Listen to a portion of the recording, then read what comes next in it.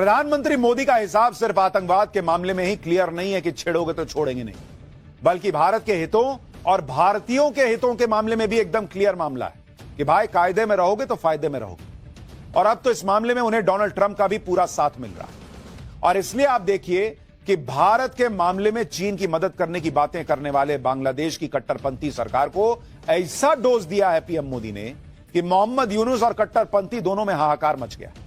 इतना ही नहीं, अब तो मोदी ट्रंप ऐसे धमाके कर रहे हैं कि चीन, पाकिस्तान, बांग्लादेश सब बाप बाप कर रहे हैं। आज आपको इस सब के बारे में विस्तार से बताऊंगा, लेकिन पीएम मोदी के एक्शन से मचे बवाल की पहले एक झलक देखिए, फिर बताता हूं कि बांग्लादेश के साथ पीएम मोदी ने क्या गेम किया है।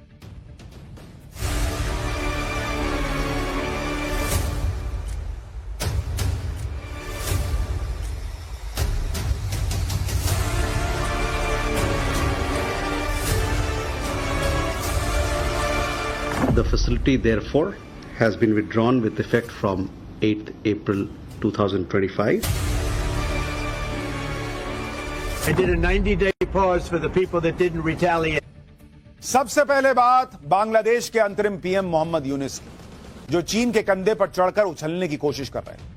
लेकिन प्रधानमंत्री मोदी ने एक ही झटके में मोहम्मद यूनुस को उनकी जमीन दिखा दी और बता दिया है कि कायदे में रहते तो फायदे में रहते। भारत ने बांग्लादेश को दी गई ट्रांसशिपमेंट फैसिलिटी को छीन लिया। बांग्लादेश की मदद के लिए यह फैसिलिटी साल 2020 में दी गई थी।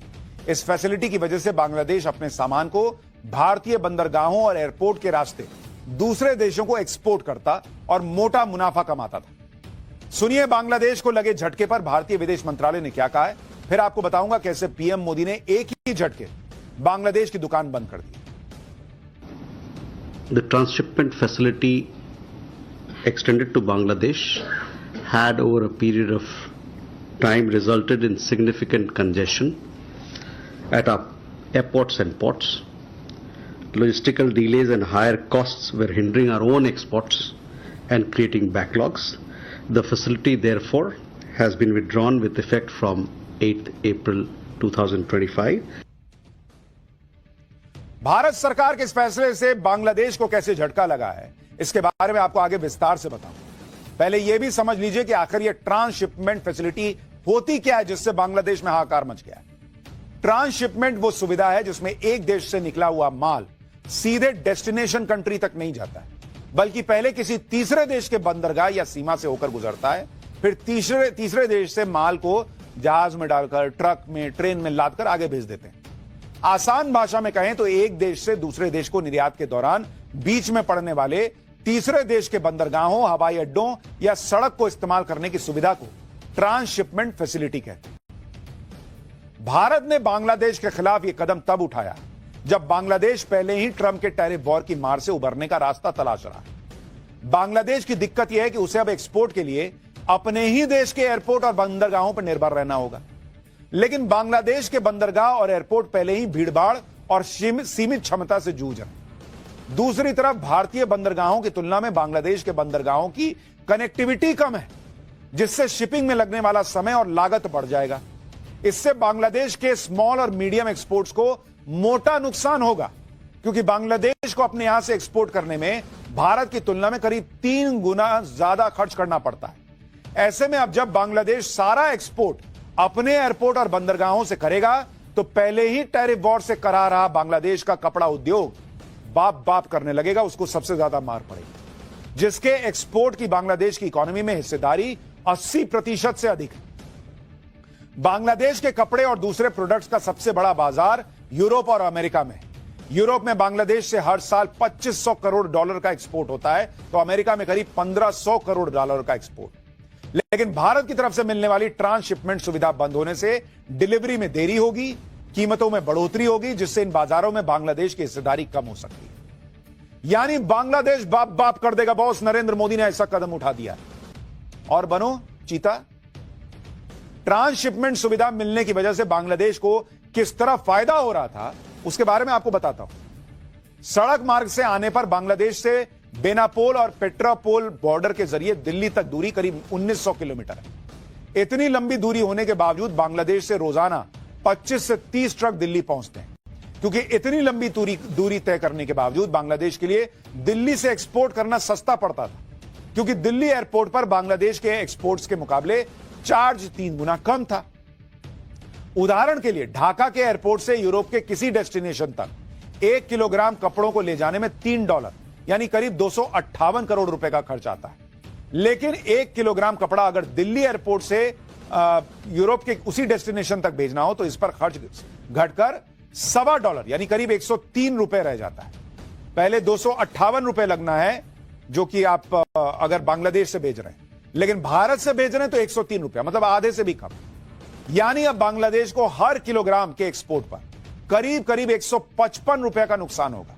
और दिल्ली एयरपोर्ट के सूत्रों के मुताबिक रोजाना करीब 1500 टन यानी 15 लाख किलोग्राम बांग्लादेशी प्रोडक्ट्स का एक्सपोर्ट पश्चिमी देशों को होता है। ऐसे में बांग्लादेश को अब हर रोज 23 करोड़ से ज्यादा का नुकसान तो सिर्फ दिल्ली एयरपोर्ट तक नहीं पहुंच पाने की वजह से होगा। डेली 23 करोड़। रिपोर्ट्स के मुताबिक शिपमेंट फैसिलिटी बंद होने से बांग्लादेश की एक्सपोर्ट कॉस्ट 15 से 20% बढ़ जाएगी और उसे सालाना 17,000 करोड़ रुपए का घाटा होगा। यानी नरेंद्र मोदी सरकार का एक फैसला और बांग्लादेश के 17,000 करोड़ रुपए हो गए स्वाहा। दरअसल पीएम मोदी ने अपनी नेबर फर्स्ट पॉलिसी के तहत बांग्लादेश को छोटा भाई मान लिया और उसे ट्रांसशिपमेंट की फैसिलिटी दे दी। ठीक है, तुम मेरे यहां से कर लो, जाओ, कोई बात नहीं। लेकिन शेख हसीना के तख्ता पलट के बाद कट्टरपंथियों की भरमार वाली बांग्लादेश की सरकार संभाल रहे मोहम्मद यूनुस एहसान फरामोशी पर उतर आए थे। और पिछले दिनों चीन के दौरे पर पहुंचे मोहम्मद यूनुस ने राष्ट्रपति जिनपिंग से मुलाकात के बाद भारत को तेवर दिखाने की कोशिश की। जिनपिंग के साथ नजदीकी बढ़ाने के लिए मोहम्मद यूनुस ने चीन के लिए अपने दरवाजे खोलने का ऑफर दिया और खुद को नॉर्थ ईस्ट का गार्जियन बताने का कोशिश की थी। मोहम्मद यूनुस ये भूल गए कि पीएम मोदी नेबर फर्स्ट पर तो जोर देते हैं, लेकिन भारत फर्स्ट उसमें भी सबसे ऊपर है। उनके हर सांस में नेबर फर्स्ट से पहले नेशन फर्स्ट है। इसलिए पीएम मोदी ने मोहम्मद यूनुस को अपने अंदाज में सबक सिखा दिया। आप मोहम्मद यूनुस का वो बड़बोला बयान सुनिए जिसका हर्जाना बांग्लादेश को भरना पड़ रहा है। 7 states of India, eastern part of India, called Seven Sisters.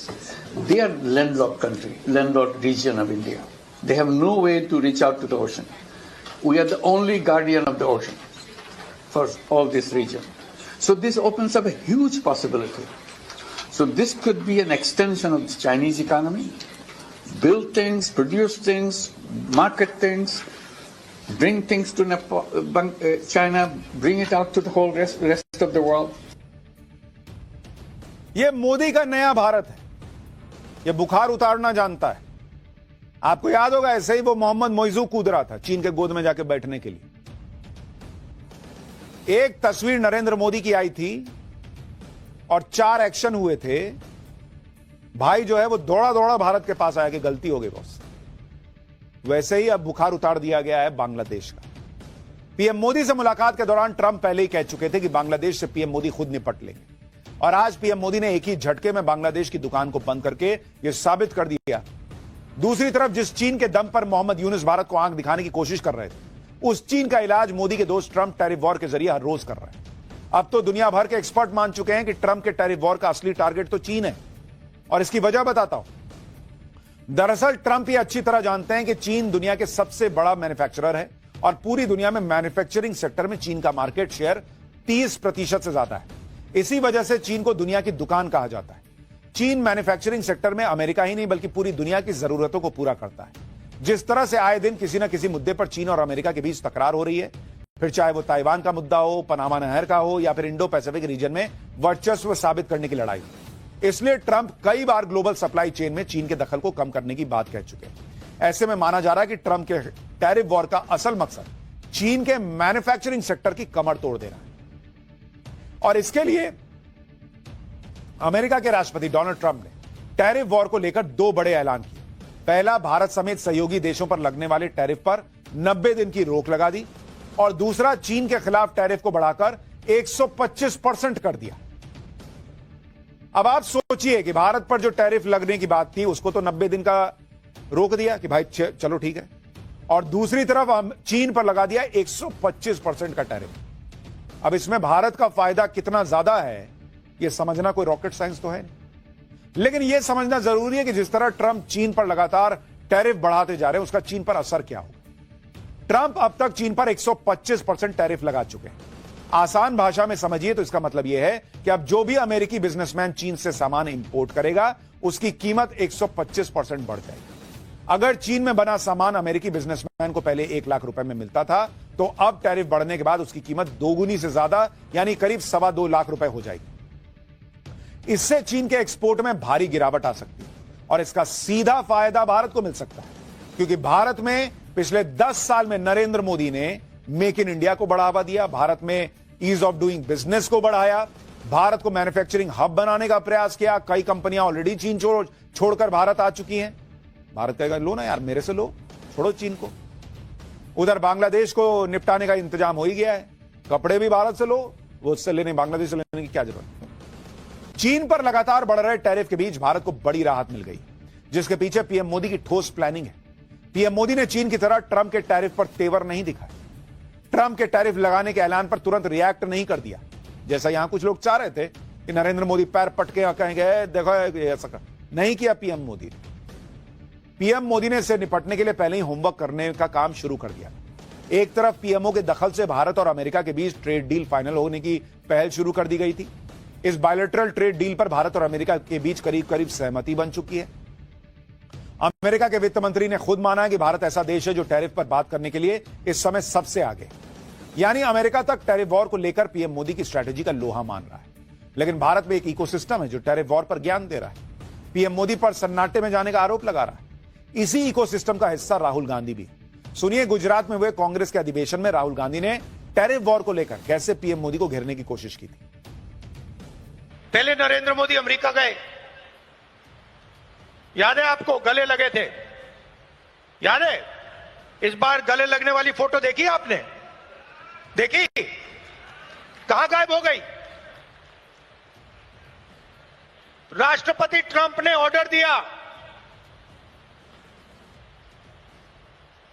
जिनको मोदी जी अपने मित्र कहते हैं, ऑर्डर दिया, सुनो, इस बार गले नहीं लगेंगे, इस बार नए टैरिफ लगाएंगे। चू तक नहीं निकली, आज तक गायब है। नहीं होगा कुछ, यही चलेगा। पाठशाला